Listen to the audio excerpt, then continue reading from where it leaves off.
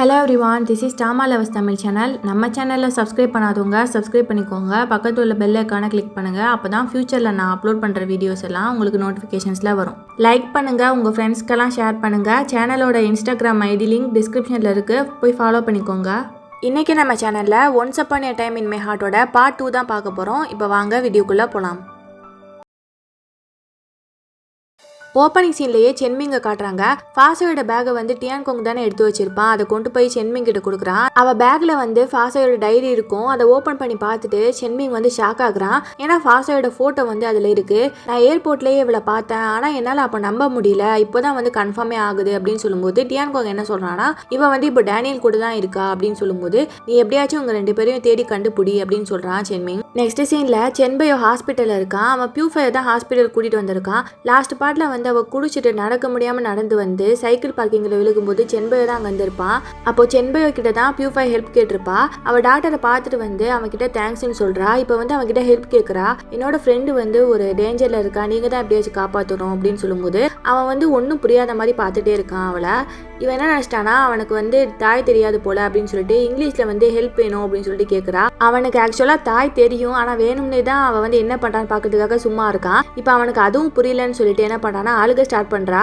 இப்போ சென்பை என்ன சொல்றானா, நீ அழுதாலும் என்னோட ஹார்ட்டை வந்து அசைக்க முடியாது அப்படின்னு சொல்லும்போது, உங்களுக்கு தாய் தெரியுமா அப்படின்னு சொல்லிட்டு கேட்கறா. இப்போ மறுபடியும் அழுக ஸ்டார்ட் பண்ணிடா பியூஃபை. அவன்கிட்ட ரொம்ப அழுகவும் அவன் என்ன பண்ண தெரியாம முழிக்கிறான். இப்போ பியூஃபை வந்து சென்பையோவை அவ ஸ்டே பண்ணிருக்க ரூமுக்கு கூட்டிட்டு வரா.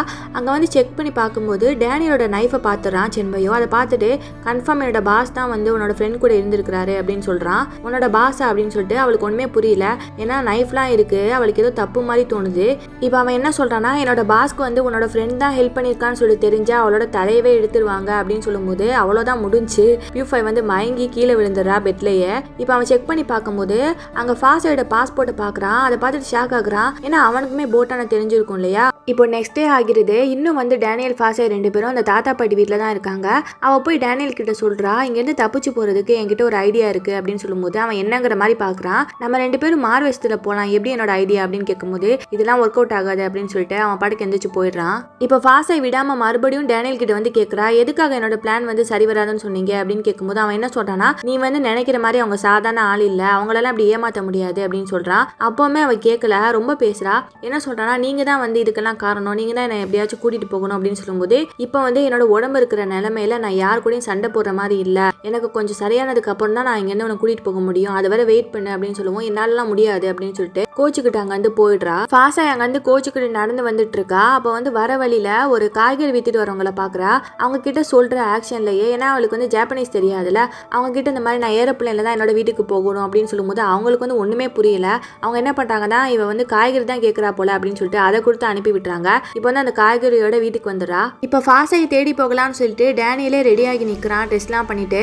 அப்போ கரெக்டாக வந்து ஃபாசை வீட்டுக்கு வந்துடுறா. இப்போதான் அவனுக்கு நிம்மதியாக இருக்கு. இப்போ ஃபாசை உட்காந்து அழுதுட்டு இருக்கா. டேனியல் வந்து அவள் அழுறதை பார்த்துட்டு டிஷ்யூ பேப்பர் எடுத்துட்டு வந்து கொடுக்குறான். அதை வாங்கிக்கிட்டு அவன் கிட்ட சண்டைக்கு போறா. உன்னால தான் எல்லாம், நான் வந்து எல்லாத்தையும் போய் இந்த தாத்தா கிட்ட சொல்றேன் அப்படின்னு சொல்லும்போது அவரே கரெக்டாக அந்த சைடு வந்துடுறாரு.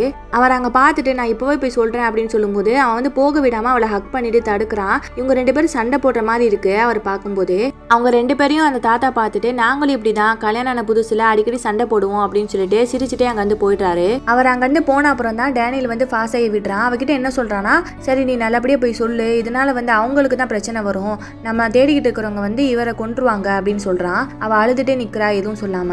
இப்போ டேனியல் வந்து உள்ள போய் கண்ணாடியில பாக்குறான். அவன் செஸ்ட்ல வந்து கடிச்ச தழும்பு இருக்கு. ஃபாசை தான் கடிச்சு வச்சிருப்பா. அவன் நான் தாத்தா கிட்ட போய் சொல்ல போறேன்னு சொல்லும்போது அவன் தடுத்திருப்பான்ல, அப்பதான் கடிச்சிருப்பா. இப்போ அப்படியே கட் பண்ணி சென்பையோ பியூஃபை 2 பேரையும் காட்டுறாங்க. நைட்டு மயங்கி விழுந்தவ தான் இப்பதான் போய் வந்து சென்பையோ எழுப்புறான். அவன் எந்திரிச்சதுமே சீக்கிரம் கிளம்பு, அவங்க வந்துட்டாங்க இங்கேயும் அப்படின்னு சொல்லும்போது, நான் என்னோட ட்ரெஸ் எல்லாம் எடுத்துக்கிறேன் அப்படின்னு சொல்றா. அதுக்கெல்லாம் இப்போ டைம் இல்லை அப்படின்னு சொல்லிட்டு அவள் அங்கேருந்து வெளியே கூட்டிட்டு போறான். ஆனா அவங்க போனதுமே வந்து சென்மிங்கோட ஆளுங்கெல்லாம் வந்துடுறாங்க. எப்படியோ சமாளிச்சு அங்க வந்து சென்பையோ அவளை கூட்டிட்டு போயிடுறான். இப்போ அவங்க 2 பேரும் சென்பையோட பிளேஸ்க்கு வந்து சேஃபா வந்துடுறாங்க. பியூஃபை சென்பையோவை கூப்பிடுறா போலீஸ் ஸ்டேஷனுக்கு. என்னோட ஃப்ரெண்டை காணோன்னு சொல்லிட்டு நான் கம்ப்ளைண்ட் பண்ண போறேன், வா போவோம் அப்படின்னு சொல்லும்போது, அதெல்லாம் தேவையில்லை, என்னோட பாஸே உன்னோட ஃப்ரெண்டை சேஃப்டியா கூட்டிட்டு வந்துருவாரு அப்படின்னு சொல்றான். இப்போதைக்கு அவங்களுக்கு வந்து நீ தான் தேவைப்படுற அப்படின்னு சொல்லும்போது நான் இதுக்கு அப்படின்னு சொல்லிட்டு பியூஃபை கேட்குறா.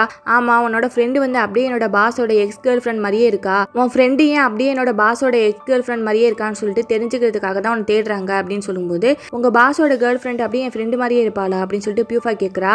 ஆமாம் அப்படின்னு சொல்லிட்டு அவன் ஃபோனில் வந்து ஒரு ஃபோட்டோவை காட்டுறான். போட்டானோட ஃபோட்டோ இருக்குது அதில். பியூஃபை அந்த ஃபோட்டோவை பார்த்துட்டு ஷாக் ஆகுறா. இப்போ செண்பக கிட்ட போய் கேட்குறா, அப்போ என் ஃப்ரெண்டு மாதிரியே அவங்க கேர்ள் ஃப்ரெண்ட் இருந்தால் கண்டிப்பாக அவங்க பாஸ் வந்து என் ஃப்ரெண்டை லவ் பண்ணுவார்ல அப்படின்னு கேட்கும்போது அவ்வளோ சீக்கிரம்லாம் என் பாஸ் வந்து யாரையும் லவ் பண்ணிட மாட்டாரு அப்படின்னு செண்பக சொல்கிறான். இப்போ பியூஃபை வந்து குளிச்சுட்டு வர அவளுக்காக ட்ரெஸ்லாம் வாங்கிட்டு வந்து வச்சிருக்கான். ஆமாம், என் ட்ரெஸ் சைஸ் உனக்கு எப்படி தெரியும் அப்படின்னு செண்பக கிட்ட கேட்கும்போது அவன் எதுவுமே சொல்லாமல் அங்கேருந்து போயிடுறான். இப்போ வந்து ஃபாசாயோட அம்மா கிட்ட இருந்து இவளுக்கு கால் வருது. அவங்க வந்து கேட்குறாங்க, ஃபாசாய் வந்து ஃபோன் பண்ணால் எடுக்கவே மாட்டா, என்னாச்சு அப்படின்னு கேட்கும்போது பியூஃபை வந்து அவள் ஃபோனில் ஏதோ ப்ராப்ளம் சொல்லிட்டு சொல்கிறா. சரி, அப்போ அவகிட்ட ஃபோனை கொடு, நான் வந்து அவகிட்ட ஒன்று வாங்க சொன்னேன், அதை பற்றி கேட்கணும் அப்படின்னு சொல்லும்போது ஆமாம், அதுக்காக தான் வெளியே போயிருக்கா, உங்களுக்கு திங்ஸ் வாங்குறதுக்காக அப்படின்னு சொல்லிட்டு சமாளிச்சுட்டு இப்போ வந்து அவளுக்கு டவுட்டாக இருக்கு. ஏன்னா போட்டான் வந்து இவள மாதிரியே இருக்கால, அதனால கேட்குறவங்க அம்மா கிட்ட ஃபாசாய்க்கு ஏதாவது சிஸ்டர் இருக்கா அப்படின்னு கேட்கும்போது இல்லை, ஃபாசாய் வந்து எங்களுக்கு ஒரே ஒரு பொண்ணு தான் அப்படின்னு சொல்கிறாங்க அவங்க அம்மா. ஏன் இப்படி கேட்குற அப்படின்னு சொல்லிட்டு அவங்க அம்மா கேட்குறாங்க. இல்லைம்மா, நான் ஃபாசாய் மாதிரியே ஒரு பொண்ணை இங்கே பார்த்தேன், அதனால தான் கேட்டேன் அப்படின்னு சொல்லும்போது ஓ அப்படியா, சரி அப்படின்னு சொல்லிட்டு அவங்க வச்சுறாங்க. இப்போ பியூஃபையோட ஃபோனை கட் பண்ணதுமே அவங்களுக்கு வந்து இட்கிட்ட இருந்து கால் வருது, ஃபாசாயோட பாய் ஃப்ரெண்ட் கிட்ட இருந்து. அவன் கேட்குறான், ஃபாசாய்க்கு கால் பண்ணால் எடுக்கவே மாட்டா, என்னாச்சு ஆண்டி அப்படின்னு கேட்கும்போது அவள் ஜப்பானுக்கு போயிட்டா, அவனுக்கு தெரியாதா அப்படின்னு கேட்குறாங்க. இல்லை, எனக்கு தெரியாது, சரி அவள் வந்ததுக்கு அப்புறம் சொல்லுங்க அப்படின்னு சொல்லிட்டு திரும்புறான். அங்கே வந்து குவான் நிற்கிறா. இது வந்து அவன் ப்ரொபோஸ் பண்ணான்ல அன்னைக்கு, அவள் தான். இப்போ குவான் வந்து இட்கிட்ட கேட்குறா, நீ ஃபாசாய் கிட்ட நம்மளை பற்றி சொல்லலையா அப்படின்னு கேட்கும்போது இல்லை, நான் இன்னும் சொல்லலை அப்படின்னு சொல்கிறான். ஏன் இன்னும் சொல்லாமல் இருக்க அப்படின்னு கேட்கும்போது இல்லை, அவங்க அம்மா அப்பா 2 பேருமே நான் நல்லா பார்த்துருக்காங்க, எனக்கு வந்து அவ்வளோ சீக்கிரம் சொல்ல மனசு வரலை அப்படின்னு சொல்லும்போது சரி சீக்கிரம் சொல்லிடு, லேட் பண்ணிடாத அப்படின்னு சொல்கிறா குவான். இவ வந்து இந்த டிராமால நெகட்டிவ் கேரக்டர் தான். இப்போ அப்படியே கட் பண்ணி ஃபாசாயை காட்டுறாங்க. அவள் ரொம்ப தூரம் வந்துட்டா, வந்து உட்காந்து லெட்டர் எழுதிட்டு இருக்கா அவங்க அம்மா அப்பாவுக்கு. இப்போ டேனியல் வந்து அவளை தேடி வந்துட்டு நீ இவ்வளோ தூரம் வந்திருக்க கூடாது, அவங்க பார்த்த தேவையில்லாமல் பிரச்சனை தான் வரும் அப்படின்னு சொல்லும்போது என்னால் யாருக்கும் வந்து கஷ்டம் வேணான்னு சொல்லிட்டு தான் நான் விலகி வந்துட்டேன் அப்படின்னு சொல்கிறா. இப்போ ஃபாசா கிட்ட கேட்குறான், நீ என்ன பண்ணிட்டு இருக்க அப்படின்னு கேட்கும்போது நான் லெட்டர் எழுதிட்டு இருக்கேன், நான் இருப்பேனா போவேனான்னு கூட தெரியல, அதனால கடைசியாக என்னோட அப்பா அம்மாவுக்கு லெட்டர் எழுதுறேன் அப்படின்னு சொல்லும்போது அப்படி என்ன எழுதுற அப்படின்னு சொல்லிட்டு அவன் பார்க்குறான். பார்க்காத, இது வந்து சீக்ரெட் அப்படின்னு சொல்கிறா. என்ன சீக்ரெட் அப்படின்னு கேட்கும்போது என்னோட அப்பா வந்து எங்க அம்மாக்கு தெரியாம பணத்தை வந்து ஒரு இடத்துல ஒளிச்சு வச்சிருப்பாரு, அதை பத்தி தான் எழுதிட்டு இருக்கேன் அப்படின்னு சொல்லும்போது அவனுக்கு சிரிப்பு வருது. இப்போதான் டேனியல் சிரிச்சே ஃபாசாய் பார்க்குறான். நீங்கள் சிரிச்சிங்களா அப்படின்னு கேட்கும்போது இல்லையே, நான் சிரிக்கலையே அப்படின்னு சொல்லிட்டு திரும்பிக்கிறான். இப்போ அவன் என்ன பண்ணுறான்னா, எங்கள் அப்பா சொல்லியிருக்காங்க நமக்கு ரொம்ப மனசு கஷ்டமாக இருக்கும்போது இந்த மாதிரி சிரிச்சா வந்து நம்ம ஸ்ட்ரெஸ்லாம் போயிருமா அப்படின்னு சொல்லிட்டு அவள் சிரிச்சு காட்டுறா. அதை பார்த்துட்டு டேனியல் வந்து என்னாலலாம் இதை பண்ண முடியாது அப்படின்னு சொல்லிட்டு அங்கேருந்து எந்திரிச்சு போகிறான். போகாத அப்படின்னு சொல்லிட்டு அவனை நிப்பாட்டுறதுக்காக அவனை பிடிச்சி இழுக்கிறா. அப்போ தெரியாமல் வந்து அவன் கழுத்தில் உள்ள செயின் கீழே விழுந்துருது. அந்த செயின் கீழே விழுகுவோமே டேனியல் மூஞ்சியே மாறிடுது. அவன் ரொம்ப டென்ஷன் ஆகுறான். அது வந்து போட்டான் கொடுத்துருப்பா போல அவனுக்கு. ஃபாசாய் அவன்கிட்ட சாரி கேட்குறா. அதான் அவன் காதில் வாங்காமல் அவளோட லெட்டரை வாங்கி கிழிச்சு போட்டுறான். இப்போ வந்து நம்ம 2 பேருக்கும் சரியாகிடுச்சு அப்படின்னு சொல்லிட்டு அவன் அப்படி செய்யவுமே கோவத்தில் வந்து ஃபாசாய் அவனை அரைஞ்சிடுறா. நான் வேணும்னே பண்ணலைன்னு உனக்கே தெரியும், நீ இப்படி மோசமானவனா இருப்பேன்னு சொல்லிட்டு நான் நினச்சி கூட பார்க்கல, இனிமே உன்னோட ஹெல்ப்பே எனக்கு தேவையில்லை, நான் என் வழியை பார்த்துக்கிறேன் அப்படின்னு சொல்லிட்டு அவள் பாட்டுக்கு நடக்க ஸ்டார்ட் பண்ணிடுறா தனியா. இப்போ டேனியல் வந்து அவள் பின்னாடியே போய் சமாதானப்படுத்துறான். ஆனால் அவ கேட்குற மாதிரியே தெரியல. அவன் ரொம்ப அடம் பிடிக்கவும் அவளை தூக்குறான். ஆனால் அவனால் பேலன்ஸ் பண்ண முடியல. ஏன்னா அவனுக்கு கன் ஷூட் பண்ணியிருப்பாங்கல்ல கையில், அதனால கீழே போட்டுறான் தெரியாம. இப்போ வந்து அவளுக்கு காலில் அடிபட்டுருது. மறுபடியும் எந்திரிச்சு நடக்க போறா. இப்போ அவனுக்கு வேற வழி தெரியல. என்ன பண்றான்னா, அவன் சொல்லி கொடுத்தால எக்ஸசைஸ் சிரிக்கிறதுக்கு, அவன் ஃபாஸை சொல்லி கொடுத்த மாதிரியே சிரிக்கிறான். அவன் சிரிக்கிறத பார்த்துட்டு என்ன பண்றீங்க அப்படின்னு கேட்கும்போது நான் இப்படி செஞ்சா தானே என்னோட உடம்பு சீக்கிரம் சரியாகும், நான் அவனை பார்த்துக்க முடியும் அப்படின்னு சொல்றான். சரி சிரிச்சது போதும் அப்படின்னு சொல்லிட்டு ஃபாஸை பேசிடுறான் அவன்கிட்ட. இப்போ வந்து அவளால் நடக்க முடியல, காலில் அடிபட்டனால அவனே தூக்கிட்டு போறான் அவளை. நெக்ஸ்ட் சீன்ல குவான் வந்து ஃபாசாயோட வீட்டுக்கு போறா. அவங்க அம்மா அப்பா 2 பேரும் இவங்க வந்து ரெஸ்டாரண்ட் தான் வந்திருக்காங்கன்னு சொல்லிட்டு நினைச்சிட்டாங்க போல. உங்களுக்கு என்ன வேணும் அப்படின்னு கேட்கும்போது உங்களுக்கு டாக்டர் இட்டோட வீடு எங்க இருக்குன்னு தெரியுமா அப்படின்னு சொல்லிட்டு கேட்குறா.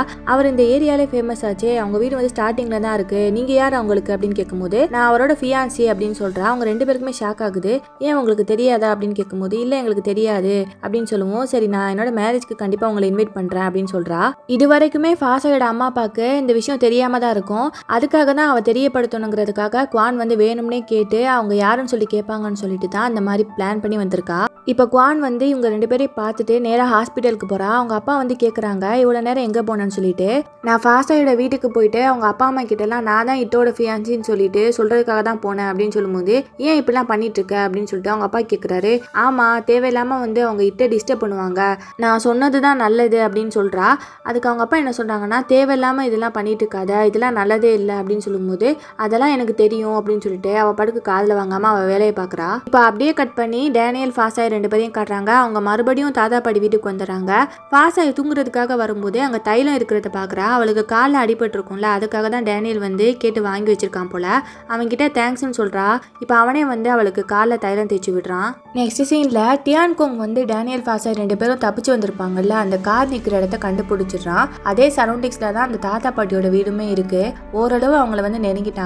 இப்போ மார்னிங் ஆகிருது. டேனியல் வந்து ஃபாசாய் நல்லா தூங்கிட்டு இருக்கிறத பார்த்துட்டு அவன் வெளியே கிளம்பி போகிறான். இப்போ கொஞ்ச நேரம் கழிச்சு அவன் எந்திரிச்சு பார்க்குறான். அங்கே டேனியல் இல்லை. அங்கே பேப்பர்ஸ்லாம் இருக்குது. அதை எடுத்து பார்க்கும்போது தாயில் வந்து ஜப்பானில் எப்படி பேசணும்னு சொல்லிட்டு டிரான்ஸ்லேட் பண்ணி வச்சிருக்கான். எப்படி வந்து பசிக்குதுன்னா சொல்லணும், அவளுக்கு கால் வலி வேற இருக்குல்ல, அதெல்லாம் எப்படி சொல்லணும் அப்படின்னு சொல்லிட்டு எழுதி வச்சிருக்கான். அதெல்லாம் பார்த்துட்டு அவள் சிரிச்சிட்டு இருக்கா. இப்போ இருக்கிற வீட்டில் டேனியலுக்கு ஃபோனில் சிக்னலே கிடச்சிருக்காது. அவன் கொஞ்சம் தூரம் தள்ளி வந்து ஃபோன் பேசுறதுக்காக தான் வந்திருக்கான். இப்போ சென்பேக்கு கால் பண்ணி நான் சேஃபாக இருக்கேன் அப்படின்னு சொல்லும்போது எங்கே இருக்கீங்க அப்படின்னு சொல்லிட்டு கேட்குறான். அவன் இருக்கிற இடத்த சொல்லவும் நான் வந்து பிக்கப் பண்ணிக்கவா அப்படின்னு கேட்கும்போது அதெல்லாம் வேணாம், இப்போதைக்கு வந்து அது சேஃப் இல்லை, இந்த பொண்ணோட ஃப்ரெண்டு வந்து உன் கூட தானே இருக்கா அப்படின்னு சொல்லிட்டு டேனியல் கேட்குறான். அதுக்கு ஆமான்னு சொல்கிறான் சென்பையோ. சரி ரொம்ப நல்லதாக போச்சு அப்படின்னு சொல்லிட்டு இப்போ வந்து சென்பை என்ன சொல்கிறான்னா, அந்த பொண்ணு எப்படி வந்து போட்டால் மாதிரியே இருக்கா அப்படின்னு கேட்கும்போது அது வந்து கோஇன்சிடென்ஸ் தான் அப்படின்னு டேனியல் சொல்கிறான். இது வந்து உங்களுக்கு சந்தோஷமா இருக்கா அப்படின்னு கேட்கும்போது எனக்கு இப்போதைக்கு அவங்க சேஃபா வீட்டுக்கு போனாதான் சந்தோஷம் அப்படின்னு சொல்லிட்டு டேனியல் ஃபோனை கட் பண்ணிடுறான். இப்போ ஃபாஸா என்ன பண்ணுறான்னா டேனியலை காணோன்னு சொல்லிட்டு வெளியே வந்து பார்க்குறா. அப்படியே ரோட் சைடு வந்துடுறா. டியான்கோங்க அதே சைடு தான் சுற்றிட்டு இருக்கான் இவங்களை தேடி. இவன் கண்ணில் வந்து ஃபாஸாய் மாட்டிறா. இப்போ இறங்கி வந்து அவளை இழுத்துட்டு போகலான்னு சொல்லிட்டு வரான். இப்போ டேனியல் அந்த சைடு வந்துடுறான். அவன் வந்து ஃபாஸாய் அங்கேருந்து கூட்டிகிட்டு வந்துடுறான். எப்படியோ ஒரு பிரிட்ஜு கீழே வந்து 2 பேர் ஒளிஞ்சிக்கிறாங்க. அவங்க 2 பேர் போனதுக்கப்புறம் டேனியல் சொல்கிறான் ஃபாஸா கிட்ட, அவங்க போயிட்டாங்க நம்ம போகலாம் அப்படின்னு சொல்லும்போது அவளுக்கு வந்து நடக்க முடியல, கால் வலினால தடுமாறுறா, நிற்க கூட முடியாமல். உன்னால் இப்போதைக்கு நடக்க முடியாது, நான் வேணா தூக்கிக்கிறேன் அப்படின்னு சொல்லும்போது இல்லை அதெல்லாம் வேணாம், நான் எப்படியாச்சும் நடந்து வந்துக்கிறேன் அப்படின்னு சொல்லிட்டு ஃபாஸாய் சொல்கிறா. இல்லை அதெல்லாம் சரியாக வராது, நான் அலோவ் பண்ண மாட்டேன் அப்படின்னு சொல்லிட்டு அவளை தூக்கிட்டு நடக்கிறான். இப்போ 2 பேரும் ஒரு காட்டுக்குள்ளே வந்துடுறாங்க. அங்கே வந்து ஒரு பாறை மாதிரி இருக்குது, அது மேலே உட்கார வச்சுட்டு அவள் காலை பார்க்குறான். உன் கால் இப்போ ரொம்ப வீங்கிருக்கு, இப்போ வந்து கொஞ்ச நேரம் ரெஸ்ட் எடு, நான் வந்து நெருப்பு மூட்டுறதுக்காக ஏதாச்சும் கிடைக்குதான்னு சொல்லிட்டு பார்த்துட்டு வந்துடுறேன் அப்படின்னு சொல்லிட்டு அங்கேருந்து போயிடுறான். இப்போ நெக்ஸ்ட் சீனில் சென்பையோ பியூஃபாய் 2 பேரையும் காட்டுறாங்க. சென்பையோ வந்து ஃபைட் பண்ணுறதுக்காக ப்ராக்டிஸ் பண்ணிட்டு இருக்கும்போது அவன் ஷர்ட் இல்லாமல் பண்ணிட்டு இருக்கான். இதை வந்து பியூஃபாய் பார்த்துறா. அவன் உடம்புல வந்து 2 டேட்டூ இருக்கு. பியூஃபாய் வந்து அவன் 2 டேட்டூ போட்டிருக்கிறத பார்த்துட்டு கன்ஃபியூஸ் ஆகுறா. ஏன்னா சென்பையோ வந்து அவகிட்ட சொல்லியிருப்பான் அந்த கேங் நேம் எல்லாம். இவங்க கேங் நேம் வந்து கோல்டன் டிராகன் கேங், சென்மிங்கோட கேங் வந்து ஒயிட் டைகர் கேங். இவன் வந்து 2 டேட்டூவும் போட்டிருக்கவும் இப்போ வந்து பியூஃபாய் அவன் கிட்ட கேட்குறா, நீ ஏன் உன்னோட ஆப்போசிட் கேங்கோட டேட்டூவும் போட்டிருக்க அப்படின்னு சொல்லிட்டு கேட்கும்போது அவனுக்கு கோவம் வந்துடுது. அவன் என்ன சொல்கிறான்னா, சரி இதுக்கான பதிலை வந்து நான் சொல்கிறேன், ஆனால் சொன்னதுக்கப்புறம் வந்து உன் நாக்கை வந்து கட் பண்ணிடுவேன் பரவாயில்லையா அப்படின்னு சொல்லிட்டு, நீ இங்கே இருக்கிற வரைக்கும் நீ அமைதியாக இருக்கிறது தான் உனக்கு நல்லது, இல்லைனா என்ன நடக்கும்னு சொல்லிட்டு என்னால் சொல்ல முடியாது அப்படின்னு சொல்லிட்டு வேகமாக கதவை சாத்திடுறான். இப்போ நைட் ஆகிடுது. அந்த இடமே ரொம்ப குளிராக இருக்கிறதுனால டேனியல் வந்து அவனோட கோட்டை கட்டி ஃபாஸா கிட்ட கொடுத்துட்றான். அவன் நல்லா தூங்கிட்டு இருக்கா அதை போத்திட்டு. ஆனால் டேனியல்னால சரியாக தூங்க முடியல. அவன் குளிரில் நடுங்கிட்டே படுத்திருக்கான் கண்ணை மூடிட்டு. இப்போ ஃபாஸாய் முழிச்சு பார்க்குறான். அவன் அப்படி படுத்திருக்கிறத பார்த்துட்டு இவளுக்கு கஷ்டமாக போயிடுது. இவன் என்ன பண்ணுறான்னா அவனோட கூட திரும்ப கொண்டு போய் அவன் மேலே போத்தி விட்டுட்டு அங்கேருந்து போக பார்க்குறா. ஆனால் அவன் கையை பிடிச்சி இழுத்துட்டு அவன் கிட்ட உட்கார வச்சுட்டு உன்கிட்ட ஒன்று சொல்லணும் அப்படின்னு சொல்கிறான் டேனியல். அவன் என்னங்கிற மாதிரி பார்க்குறா. நம்ம வந்து இனிமேல் ஃபியூச்சரில் மீட் பண்ண போகிறதில்ல, அப்படி இருந்தாலுமே நீ வந்து எனக்கு ஒரு ப்ராமிஸ் பண்ணி கொடுக்கணும், உனக்கு வந்து ரொம்ப சாஃப்டான ஹார்ட் இருக்குது, அதை வந்து யாரையுமே கஷ்டப்படுத்த விட்டுறாத அப்படின்னு சொல்லும்போது ஃபாஸாய் வந்து நான் ப்ராமிஸ் பண்ணுறேன் அப்படின்னு சொல்லிட்டு அவனுக்கு ப்ராமிஸ் பண்ணி கொடுக்குறா. இப்போ நெக்ஸ்ட் டே மார்னிங் ஆகிறது. டேனியல் வந்து ஃபாஸாய் ரோட் சைடு கூட்டிகிட்டு வந்துட்டு இன்னைக்கு நீ தாய்லாந்து போக போகிற, என் ஆளுங்க கிட்ட சொல்லி நான் எல்லாமே அரேஞ்ச் பண்ண சொல்லிட்டேன் அப்படின்னு சொல்லும்போது அவள் வந்து சந்தோஷம் இல்லாமல் ஒரு மாதிரி பார்க்குறா. முன்னாடிலாம் வந்து எப்படா போவோம்னு சொல்லிட்டு அவனை போட்டு டார்ச்சர் பண்ணவ இப்போ என்னடானா போக மனசில் அது மாதிரி பார்க்குறா. அப்போ என்னோட ஃப்ரெண்டு அப்படின்னு சொல்லவும் உன் ஃப்ரெண்டு வந்து சேஃபாக இருக்கா, இப்போது அவளையும் வந்து கூட்டிகிட்டு வந்துடுவாங்க, நீங்கள் 2 பேரும் ஒன்றா சேர்ந்து தான் போக போகிறீங்க அப்படின்னு சொல்லிட்டு இருக்கும்போது அவளுக்கு என்ன சொல்கிறதுனே தெரில. அவளுக்கு வந்து போகவே மனசு இல்லை அவனை விட்டு. ஏன்னா அவளை அறியாமே வந்து அவன் வந்து மனசுக்குள்ளே வந்துட்டான். இப்போ அவங்க 2 பேரும் பேசிகிட்டு இருக்கும்போதே அது வழியாக ஒரு கார் வருது. அவங்க கிட்ட லிஃப்ட் கேட்டுட்டு அதில் 2 பேரும் ஏறி போகிறாங்க. இப்போ டேனியல் வந்து அவளை வர வேண்டிய இடத்துக்கு கூட்டிகிட்டு வந்துடுறான். அங்கே சென்பையோ அப்புறம் அவனோட ஆளுங்களெல்லாம் பார்த்துட்டு ஃபாஸாய் அவன் கிட்ட கேட்குறா, நீங்கள் நிஜமாவே யார் அப்படின்னு சொல்லிட்டு கேட்கும்போது உன்னோட ஃப்ரெண்டு வந்து உனக்காக வெயிட் பண்ணிட்டு இருக்கா போ அப்படின்னு சொல்லவும் அந்த சைடு வந்து சென்மிங் வந்துடுறான். அவனோட கார் வரதை பார்த்துட்டு கண்ணை எடுத்துட்டு ரெடியாக நிற்கிறான் ஷூட் பண்ணுறதுக்காக. அவள் போகாமல் அழுதுகிட்டே நிற்கிறான். அவனை பார்த்துட்டு அவனும் அழுகிறான். ஏன்னா 2 பேருக்குமே மனசே இல்லை அங்கேருந்து போகிறதுக்கு. இப்போ வந்து ஃபாஸாய் அவன் கிட்ட சொல்கிறா, நீங்கள் சேஃபாக இருப்பீங்க இல்லை அப்படின்னு சொல்லும்போது நான் சேஃபாக இருப்பேன், நீங்கள் இருந்து கிளம்பு அப்படின்னு சொல்கிறான். இப்போ சென்பையை சொல்கிறான் அவங்கெல்லாம் வந்துட்டாங்க அப்படின்னு சொல்லிட்டு டேனியலும் ரெடியாக தான் நின்றுட்டு இருக்கான் கண்ணை எடுத்து வச்சுட்டு. இப்போ வந்து ஒரு கையில் என்ன பண்ணுறான்னா அவள் போகும்போது அவளை கையை பிடிச்சி இழுத்துட்டு அவளை கிஸ் பண்ணுறான். சென்மிங் அவன் கிஸ் பண்ணதையெல்லாம் பார்த்துட்டு தான் இருக்கான். இப்போ டேனியலோட ஆளுங்க 2 பேர் வந்து ஃபாஸை அங்கேருந்து சேஃபாக கூட்டிகிட்டு போயிடுறாங்க. இதோட பாட்டும் முடியுது. உங்களுக்கு இந்த வீடியோ பிடிச்சிருந்தா லைக் பண்ணுங்கள், உங்கள் ஃப்ரெண்ட்ஸ்க்கெல்லாம் ஷேர் பண்ணுங்கள், உங்களோட ஒப்பீனியனை கமெண்ட் செக்ஷனில் சொல்லுங்கள். தேங்க்யூ ஃபார் வாட்சிங் டிராமா லவர்ஸ் தமிழ் சேனல்.